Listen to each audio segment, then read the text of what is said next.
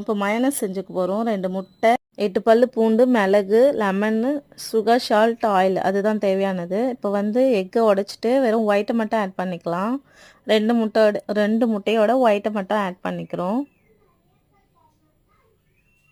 Add பண்ணிவிட்டு பூண்டு add பண்ணிக்கலாம். உரிச்சு வச்ச பூண்டு,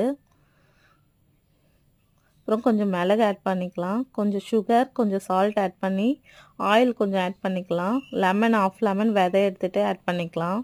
மிக்சியில் கொஞ்சம் கொஞ்சமாக அரைச்சி எடுக்க போகிறோம். ஃபஸ்ட்டு அரைக்கிறப்ப இப்படி இருக்கும். அதுக்கப்புறமா கொஞ்சம் ஆயில் சேர்த்து பல்ஸ் மூடில் அரைச்சி எடுத்துக்கலாம் ஃப்ரெண்ட்ஸ். ரொம்ப அரைக்கக்கூடாது.